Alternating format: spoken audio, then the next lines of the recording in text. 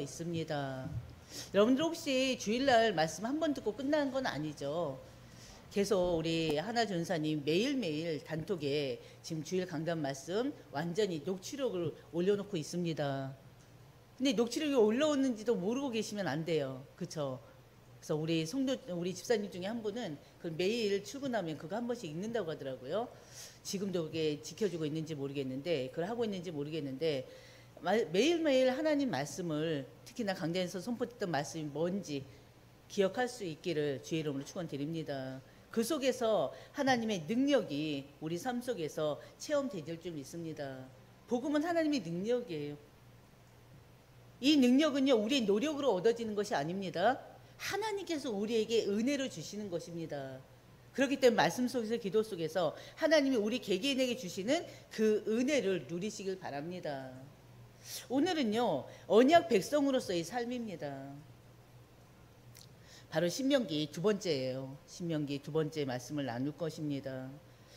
바로 신명기는요, 이스라엘 백성들이 요단강을 건너서요, 이제 가나안 땅을, 이제 입성을 앞두고 있는 상태예요. 앞두고 지금 요단강 건너편에 모압 평지에서요, 모세가 지금 이스라엘 백성들에게, 특히나 1세대는 다 죽었죠. 2세대 새로운 그 백성들에게 바로 죽기 직전에 설교하는 것입니다. 한편으로 고별 설교예요.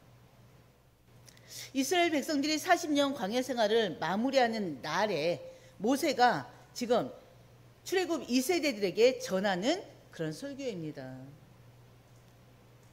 출애굽기 후반부부터요, 내 얘기를 거쳐서 민수기 앞부분까지 계속 강조된 게 언약과 율법입니다.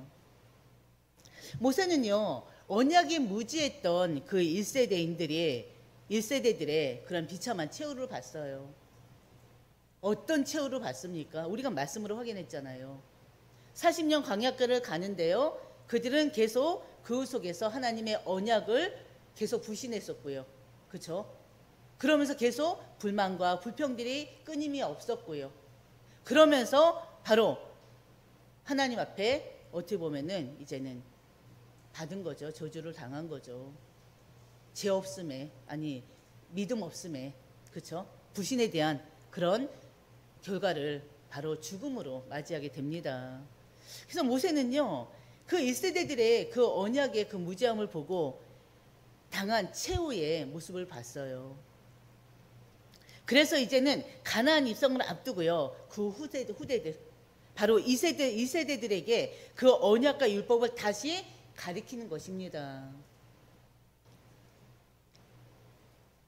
이제는 하나님과의 언약 관계 안에서 안전하게 살라는 것입니다. 바로 2세들에게 지금 이 언약을, 율법을 재교육하는 것입니다. 모세는요, 신명기를 통해서 언약과 율법을 다시 한번 바로 2세대들에게 설교하면서 거룩한 백성으로서 지금 준비를 시키고 있는 것입니다. 특히 2세대는요, 그 광야 1세대와는 다르게 광야에서 머무는 기간이 아니잖아요. 그렇죠? 이제는 가나안에 입성해서 이제 새로운 시작을 하게 돼요. 가나안 땅에서 새로운 시작을 하게 됩니다. 새로운 환경에서 새로운 시작을 하게 됩니다. 그래서 바로 그 시내산에서 하나님께 받았던 그 율법을 잘 지킬 수 있도록 지금 모세가 교육하고 있습니다. 모세의 첫 번째, 이 모세는요, 이 신명기에는 모세의 설교의 세 번이 나와요. 세 부분으로 나눌 수가 있어요. 그 첫 번째 설교가 우리가 지난주에 보았던 신명기 1장 1절에서 4장 43절까지였습니다. 출애굽하고 나서 가데스 바네아까지의 광야 40년 여정을 다시 회고하는 거였죠. 그러면서 하나님이 이스라엘 백성들을 어떻게 인도하셨는지 바로 보게 했던 것입니다. 그래서 오늘 두 번째 설교는요, 바로 설교에서는 가나안 입성을 앞둔 이스라엘 백성들에게 바로 하나님의 율법을 다시 선포하고 있어요. 하나님 율법을 다시 선포함으로써요, 이스라엘 백성이 하나님의 언약 안에서 어떻게 살아가야 되는지를 보여주고 있습니다. 이 선포는 바로 광야 2세대들 뿐만이 아니에요. 현재 오늘 그리스도인들에게 주시는 바로 선포이기도 합니다. 그래서 우리가 다시 한번 반복되는 말씀이에요. 지금 광야 40년 동안에 바로 민수기를 통해서 우리가 광야 40년 길을 보았잖아요. 그걸 다시 반복하고 있어요. 누구한테요? 2세대들한테. 누구한테요? 오늘을 살아가는 우리한테. 지금 모세가 말씀하고 있는 것입니다. 첫 번째 우리가 나눌 말씀은요, 언약 백성으로서의 삶이잖아요. 오늘 제목이 언약 백성으로서 삶인데, 첫 번째는 언약 백성으로서 삶은 기억하는 삶이다. 사랑하는 삶이다. 순종하는 삶이다입니다. 언약 백성으로 삶은 기억하고 사랑하고 순종하는 삶이다. 바로 그 말씀이 그 말씀이 바로 4장 44절에서 바로 11장 32절까지의 말씀입니다. 이 모세를 통해서 우리가 받을 말씀은 바로 언약 백성으로서 삶이 무엇이냐, 바로 기억하는 삶이다. 그리고 사랑하는 삶이다. 순종하는 삶이다. 뭘 기억해야 돼요? 하나님의 말씀을 기억해야 돼요. 그리고 또 사랑하고, 누구를? 하나님을 사랑하는 삶을 살아야 됩니다. 또 뭐에 순종해요? 하나님이 주신 말씀에 순종하는 삶을 살아야 됩니다. 이게 바로 언약 백성으로서의 삶이에요. 기억하시길 바랍니다. 언약 백성으로서의 삶은 기억하고 사랑하고 순종하는 삶입니다. 특히나 우리는요, 다른 것이 아니라 하나님의 말씀을 듣고 행하는 삶이 되어야 됩니다. 하나님 말씀을 들었어요. 그럼 들었으면 듣은 걸로 끝나면 안 돼요. 들은 말씀을 지켜 행하는 자들이 되어야 돼요. 그게 바로 언약 백성의 삶입니다. 모세는요, 지금 요단 동편 모압 평지에서 율법을 다시 선포하고 있어요. 지금 누누이 말씀드립니다. 이것은요, 지금 반복 학습이 아니에요. 반복 학습을 하는 것이 아니고 새로운 세대들에게 하나님의 언약을, 그 정체성을 다시 심어주는 은혜의 선포이기도 합니다. 한마디로 오늘 우리에게 그리스도인으로서의 정체성을 알라는 것입니다. 여러분의 정체성이 뭡니까? 하나님의 사람, 그리스도인 아닙니까? 예수 그리스도를 통해서 구원받은 하나님의 자녀들 아닙니까? 천국의 백성들 아닙니까? 그렇기 때문에 여러분들이 나는 하나님의 자녀다, 이 정체성 절대 놓치면 안 돼요. 나는 예수 그리스도로 인해서 구원받은 바로 하나님의 자녀다. 우리는 어디에 속해 있어요? 이 세상에 속한 사람들이 아니에요. 하늘에 속한 하나님의 사람들입니다. 그게 우리의 정체성이에요. 그 정체성 놓치면 안 됩니다. 정체성이 있어야 돼요. 정체성 절대 놓치면 안 돼요. 바로 모세가 이 세대들한테 하나님의 언약, 하나님의 언약의 백성임을 지금 선포하는 것입니다. 너희들은 너의 정체성을 알라는 것이에요. 5장 1절 보면요, 계속 펴놓으시길 바랍니다. 신명기 펴놓으세요. 신명기 5장 1절을 보면요, 이스라엘아, 오늘 내가 너희의 길에 말하는 규례와 법도를 듣고 그것을 배우며 지켜 행하라 그랬어요. 모세가 온 이스라엘을 불러서 그들에게 말을 하는데 이르되, 이스라엘아, 오늘 내가 너희의 길에 말하는 규례와 법도를 듣고 그것을 배우며 지켜 행하라. 모세는요, 지금 이스라엘 백성들, 특히나 광야 2세대들에게 바로 하나님의 율법을 듣고 배우고 행하라고 권면하는 것입니다. 우리에게 마찬가지예요. 하나님 말씀 주시잖아요. 성경 66권을 이미 주셨어요. 우리는 그 말씀을 늘 읽고 묵상하는 자들이 돼야 돼요.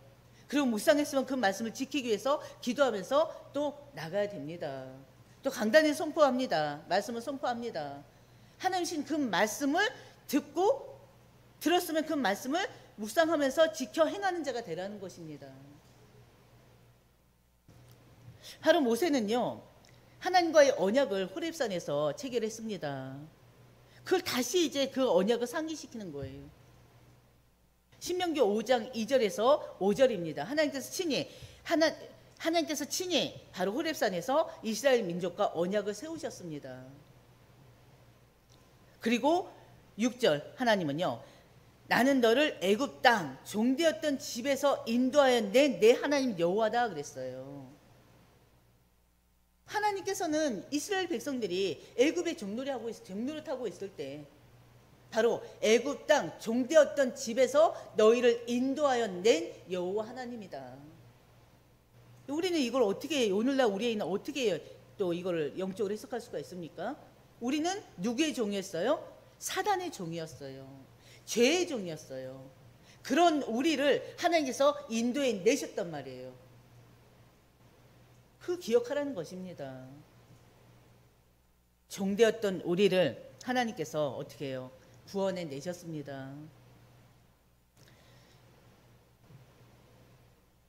바로 하나님께서는요, 모세를 통해서 또 그들에게 구원해 낸 그 이스라엘 백성들에게 주신 게 바로 십계명이에요. 십계명은 언약 백성의 그 도덕적 삶의 기준이 뭔지를 보여주고 있습니다. 1계명에서 4계명은요, 하나님과의 관계죠. 하나님 관계, 특히나 하나님의 사랑을 말하고 있습니다. 그리고 또 5계명에서 10계명은 이웃과의 관계예요. 이웃에 대한 사랑이에요. 바로 율법의 출발은 어디서 시작되느냐? 하나님과의 관계에서 시작됩니다. 하나님과의 사랑에서 시작됩니다. 신명기 6장 4, 5절에 보면요, 율법의 핵심, 바로 세마를 선언합니다. 세마가 뭐냐? 바로 신명기 6장 4, 5절이 바로 세마예요. 같이 보겠습니다. 한번 여러분들 아시는 말씀이에요. 같이 보겠습니다. 이스라엘아 들으라. 우리 하나님 여호와는 오직 유일한 여호와시니 너는 마음을 다하고 뜻을 다하고 힘을 다하여 내 하나님 여호와를 사랑하라. 아멘. 너무나 잘 아는 말씀이죠. 이스라엘아 들으라. 현재 우리 그리스도인들아 들으라. 교회야 들어라. 똑같은 말이에요. 우리 하나님 여호와는 오직 유일한 여호와 하나님이십니다. 오직 한 분 여호와 하나님이십니다. 그런 하나님 백성들에게 주신 말씀이 뭐냐? 마음을 다하고 뜻을 다하고 힘을 다하여 내 하나님 여호와를 사랑하는 것이에요. 여러분은 어떻습니까? 하나님 사랑하십니까? 하나님을 사랑하는데 그냥 사랑한다 그게 아니에요. 우리의 전인격적으로 말하는 거예요. 전인격적으로 하나님을 사랑하는 거예요. 그게 마음을 다하고 뜻을 다하고 힘을 다하여 하나님 사랑하는 것입니다.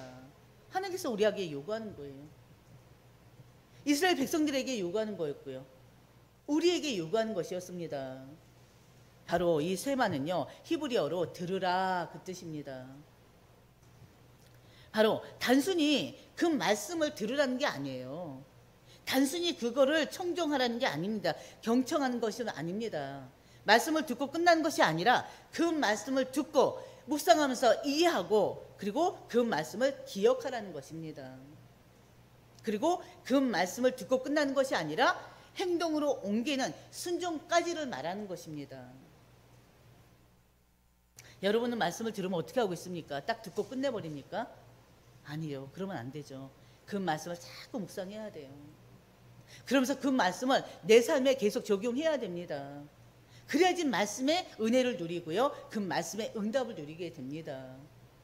한번 듣고 끝나버린다. 그 말씀 나하고 상관없는 말씀이 돼버려요. 말씀을 들었으면 반드시 그 말씀을 내 삶에 적용. 계속 기도하면서 이 말씀대로 살아가게 해달라고 기도하시면서 말씀대로 살아갈 수 있게끔 계속 노력해야 됩니다.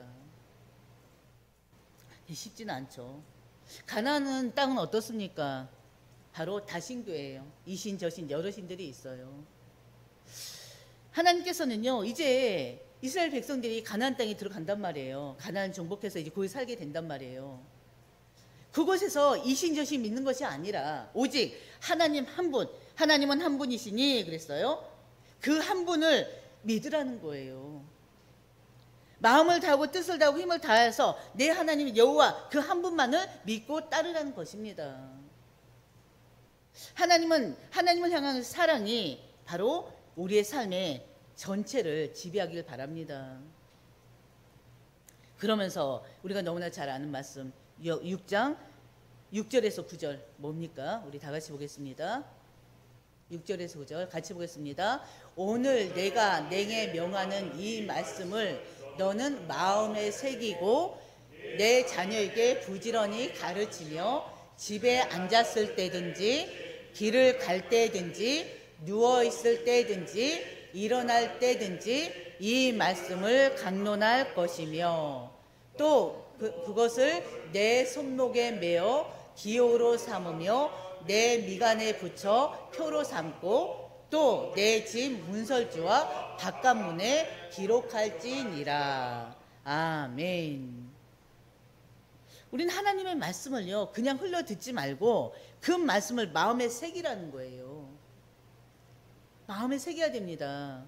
그리고 모든 삶의 모든 순간에 그 말씀을 기억하고 그 말씀을 적용하라는 거예요. 그리고 또 그 말씀을 실천하라는 강력한 명령의 말씀입니다. 하나님의 말씀은 특히나 우리가 있는 어느 곳에서나 가정에서나 또 직장에서나 그리고 또 자녀들 삶 속에 걸을 때나 잘 때나 일어날 때나 안 잘 때나 모든 시간에 그리고 또 공간 속에 그 살아있는 말씀이 움직여져야 한다는 것을 말하는 것입니다. 그래서 결국에는 뭡니까? 마음에 새기고 자녀에게 부지런히 가르치며 하나님 우리에게 주신 명령의 말씀이에요.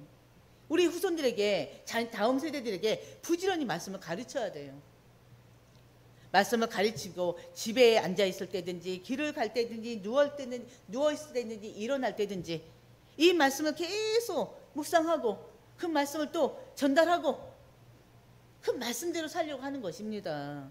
어느 정도로요? 내 손목에 메어 기호로 삼고 또 미간에 붙여 표로 삼고 그러면서 또 어떻게 해요? 집 문설주와 바깥문에 기록할지니라. 왜 집 문설주와 바깥문에 기록하라고 해요? 들어오면 나가면 계속 보라는 거예요. 무슨 말입니까? 어떻게 보면 24시 365일 우리 삶이 뭐와 함께? 말씀과 함께하는 삶이 돼야 된다는 것입니다. 그럼 여러분들은 그럼 어떻습니까? 하루에 말씀을 몇 절을 읽고 있습니까? 말씀을 몇 개를 듣고 계십니까? 강단 말씀뿐만이 아니라 인터넷을 보면요 많은 말씀들이 있어요. 특히나 내가 궁금한 말씀 있지 않습니까? 우리가 지금 강단에서는 주일 강단에서는 지금 노마설 하고 있어요. 그리고 또 이 시간에 수요일 날에는 지금 이제 성경 66권을 이제 이해하기 위해서 구약부터 계속 하고 있습니다. 이번 주 계속 지난주부터 신명기를 하고 있어요.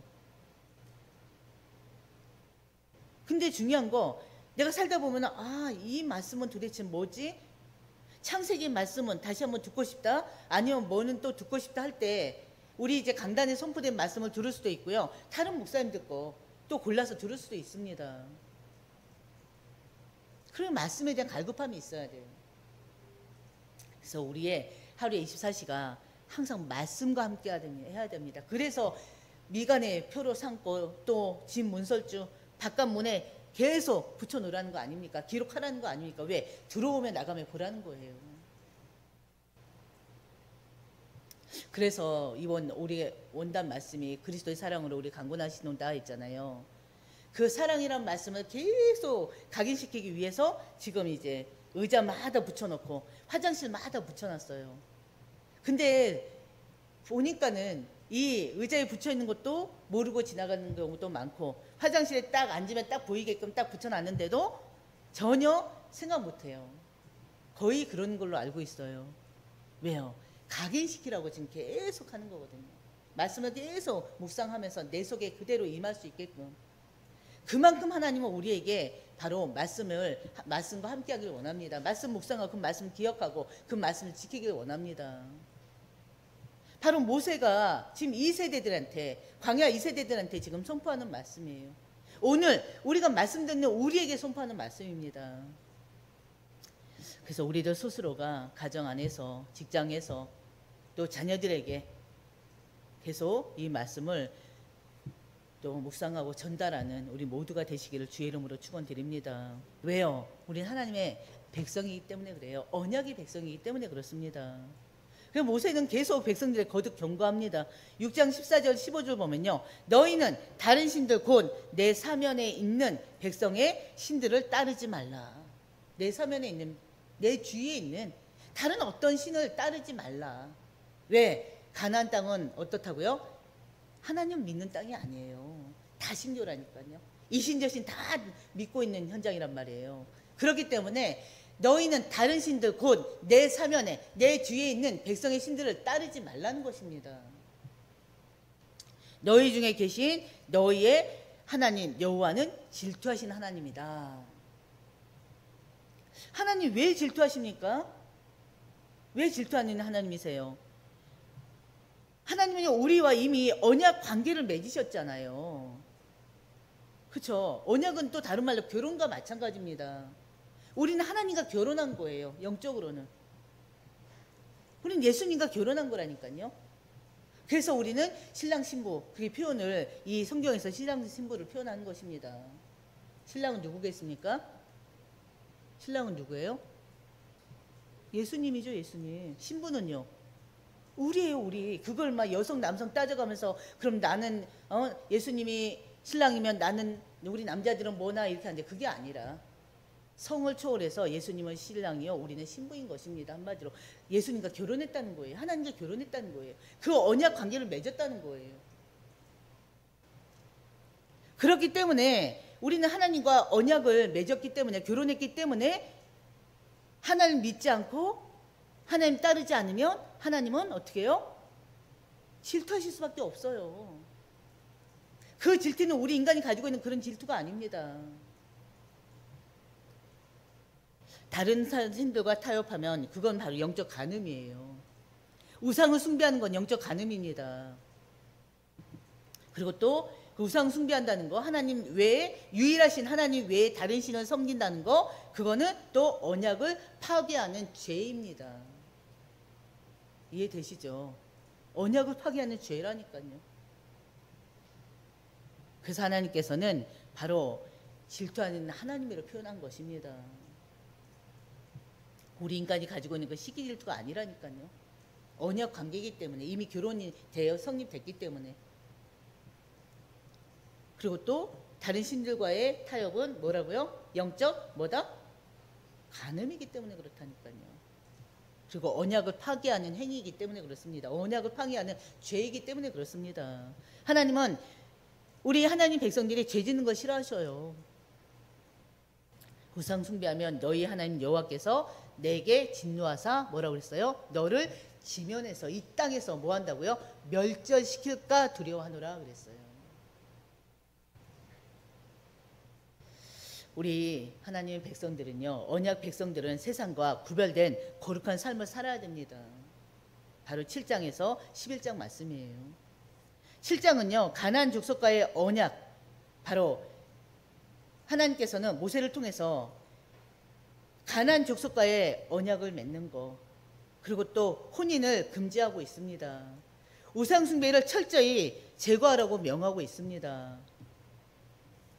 한마디로 뭐예요? 가나안의 문화를 따르지 말라는 거예요. 이스라엘 백성들이. 이제 가나안 들어갈 것인데 미리 지금 말씀하고 계셔요. 절대 가나안 문화를 배우지도 말고 따르지도 말아라.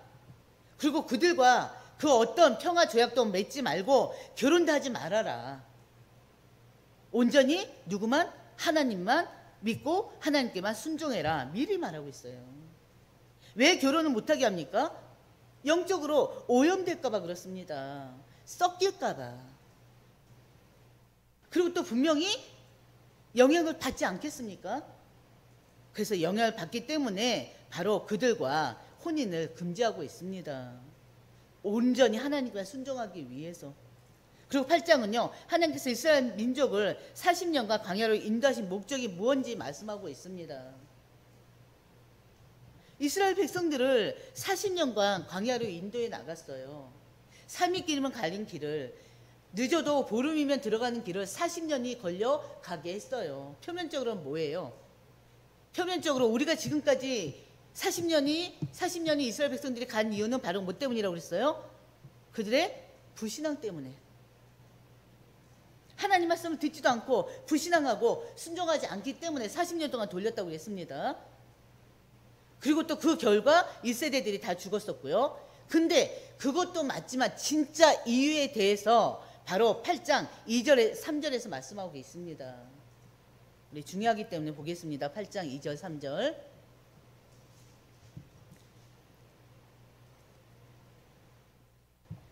같이 보겠습니다.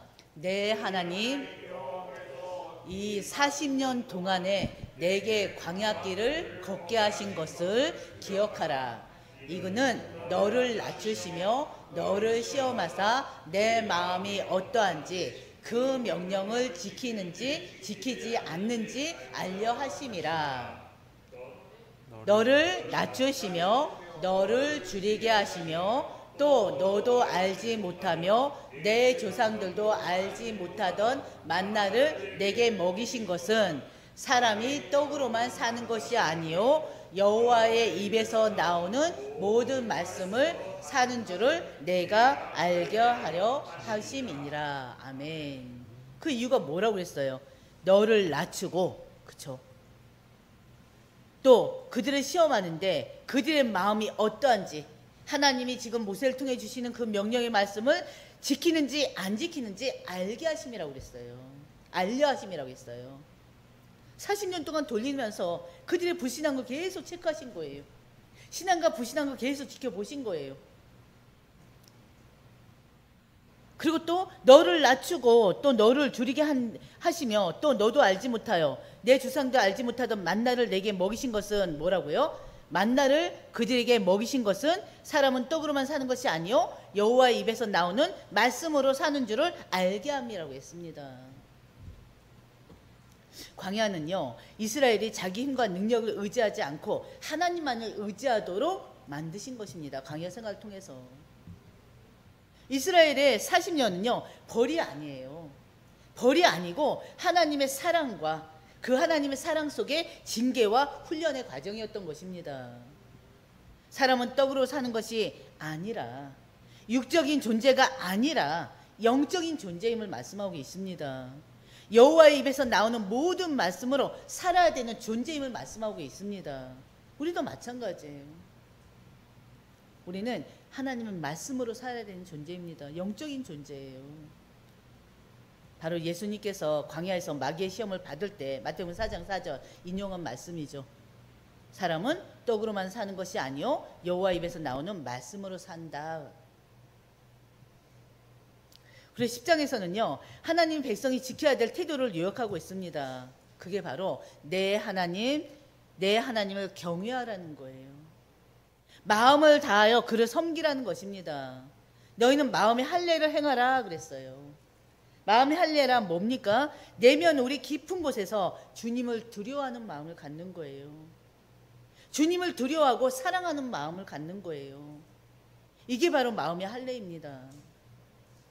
하나님은요 이스라엘 백성을 택하셨습니다. 그리고 또 그들에게 하나님이 택하신 그 이스라엘 백성들이 요구하는 게 뭐예요? 거룩한 삶이에요. 오늘날 우리에게 요구하시는 것은 다른 것이 아니라 거룩한 삶을 요구하고 계십니다. 우리는요 하나님을 예배해요. 세상의 문화와 가치관 속에서 우리는 타협할 때가 너무나 많이 있습니다. 하나님의 자녀로 살면서요. 하나님께 예배하면서도요 세상에 저 육신의 정욕대로 살 때가 너무나 많다니까요. 세상과 타협하면서 세상 문화와 타협하면서 살 때가 너무나 많습니다. 근데요 신앙은요 겉모습이 다가 아니죠.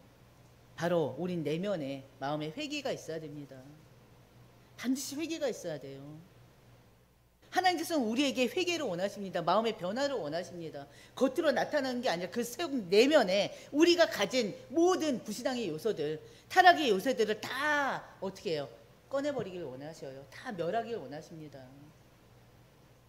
하나님 앞에서 우리의 교만을 꺾고요. 새 마음, 하나님께 향해 있는 그 마음을 하나님 원하십니다. 언약 백성은요 하나님께 전적으로 속한 바로 삶을 살아야 되는 것입니다. 그래서 마지막으로 하나님은 다시 한번 말씀하셔요. 11장 26절 28절 내가 오늘 너희 앞에 복과 저주를 두노니 너희가 내 명령을 들으면 복이요 듣지 않으면 저주라 그랬어요. 참 무서워요.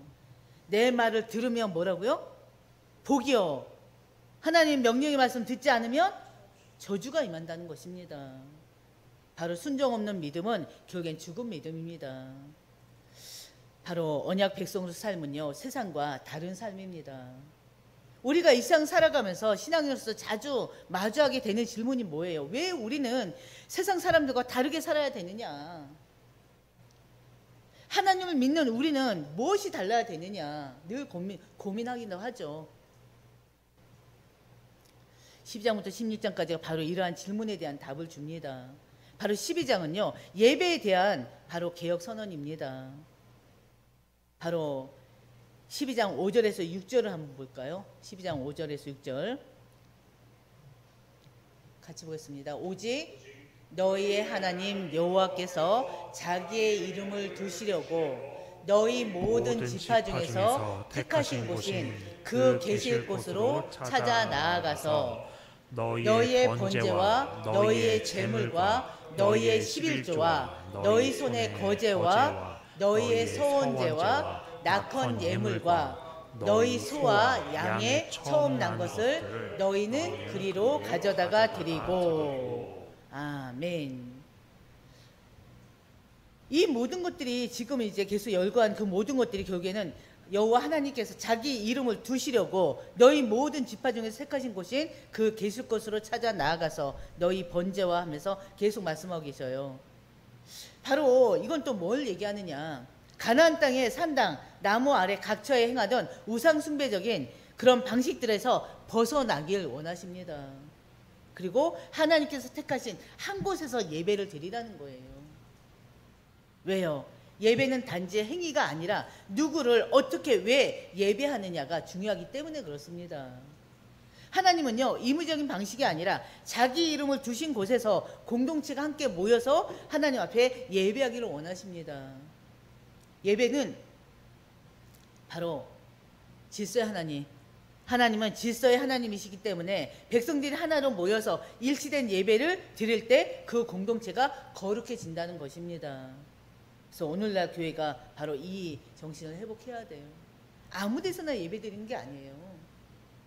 내가 원하는 대로 예배 드리는 것이 아닙니다.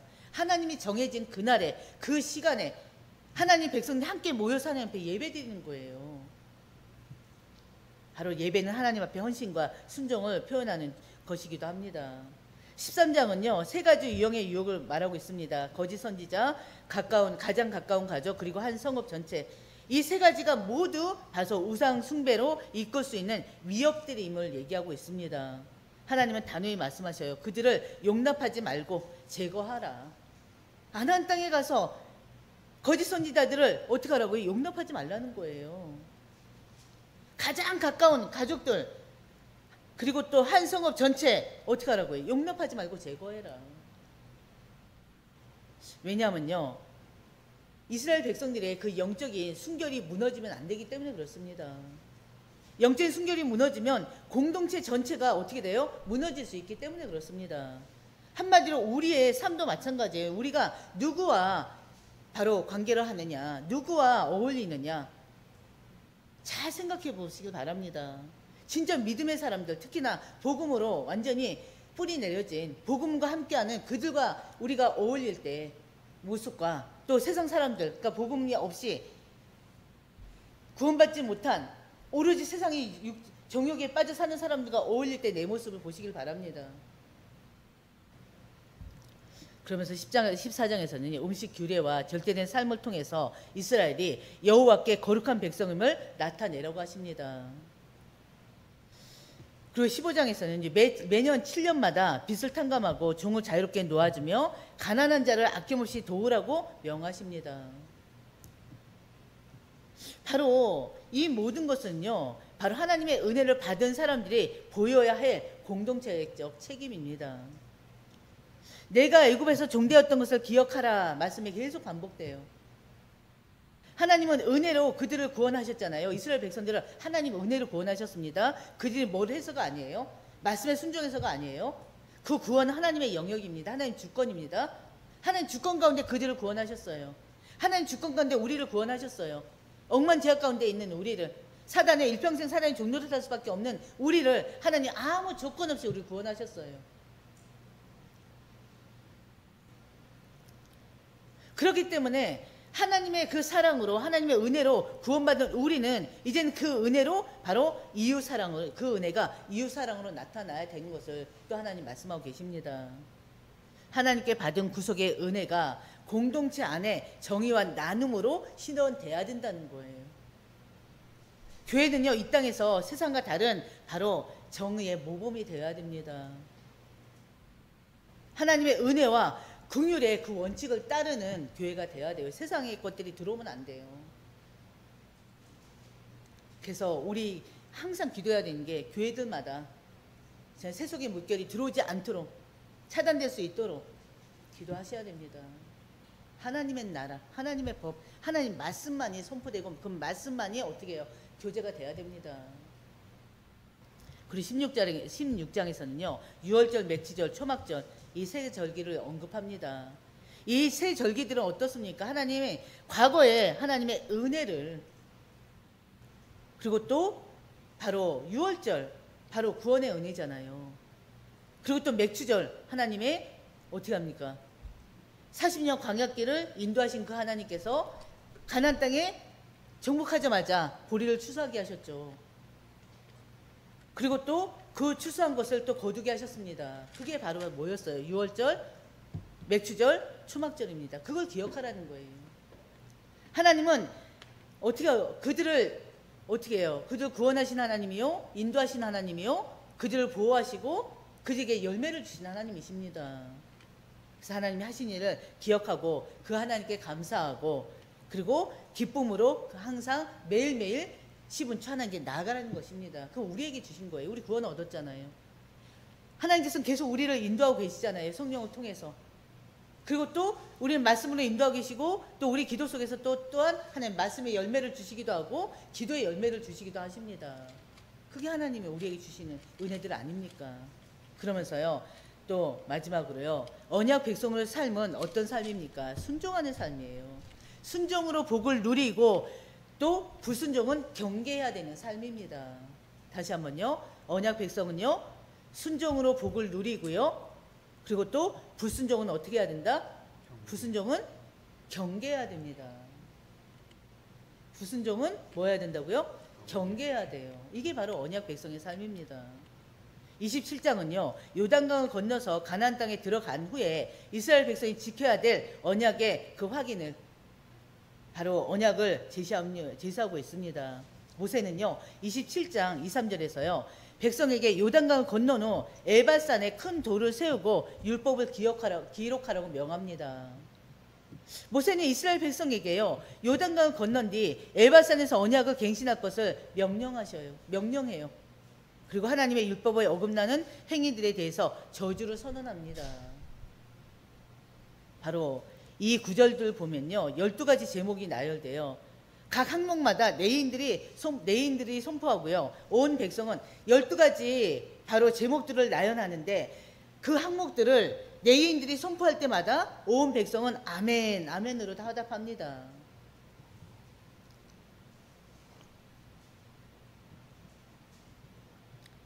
이 죄들은요. 대부분의 은밀하게 행해지는 죄, 공동체의 정의와 질서를 해치는 바로 행위들입니다. 예를 들어서 우상숭배나 부모를 경시하는 거, 그리고 또 이웃의 경계표를 훼손하는 거, 사회적 약자를 해치는 일, 그리고 성적 범죄, 뇌물수수 등이 포함되어 있습니다. 26절을 보면요. 27장 26절을 보면 이 모든 율법을 실행하지 않는 자는 바로 뭐한다? 저주를 받을 거라고 그래요. 저주를 받을 것이며 율법 전체에 대한 순종의 중요성을 지금 강조하면서 마무리합니다. 하나님은 말씀을 지키지 않는 것은요. 단순한 실수가 아니라 언약 파기로 보는 거예요. 다시 한번요. 하나님의 말씀을 우리가 지키지 않는 것은 단순한 실수로 보지 않고 하나님과의 언약을 파기하는 행위로 보는 것입니다. 그래서 하나님 말씀 안에 앞에 입술로만 아멘 하는 것은 절대 하나님 다 알고 계셔요. 행함이 없는 그 믿음은 죽은 믿음이라고 했습니다. 행함이 있는 믿음이 돼야 돼요. 아멘 했으면 아멘으로 끝나는 것이 아니라 반드시 그 아멘한 그 말씀에 대한 바로 묵상과 함께 그 말씀을 지키기 위한 그런 노력도 필요합니다.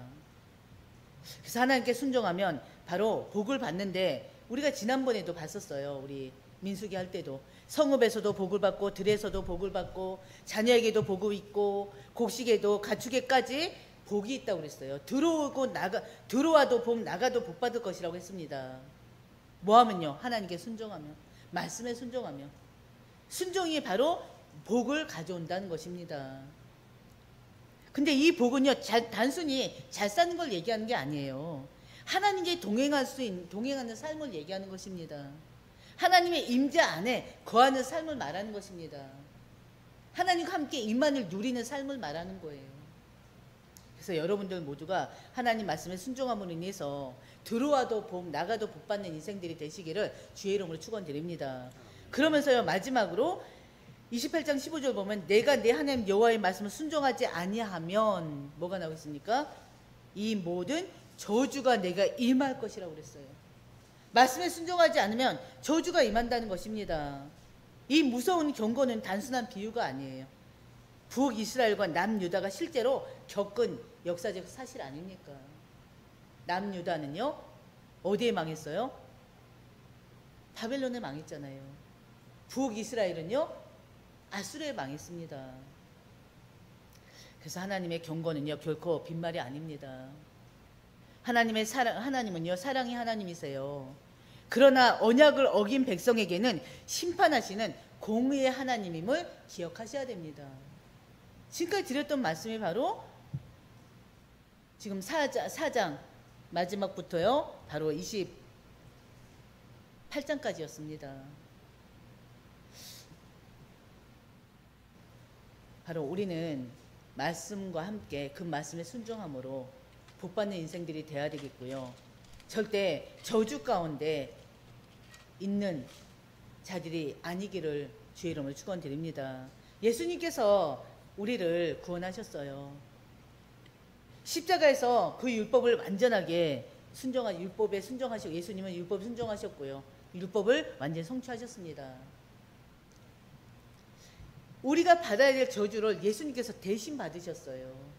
그렇기 때문에 구원받는 우리는요, 이제는 하나님의 그 말씀 안에서 그 구원의 축복을 누릴 수 있어야 됩니다. 말씀과 함께, 기도와 함께, 예배와 함께, 더 나아가서는 전도 선교와 함께하는 우리 모든 한사람교회 성도들이 되시기를 주의 이름으로 축원드립니다.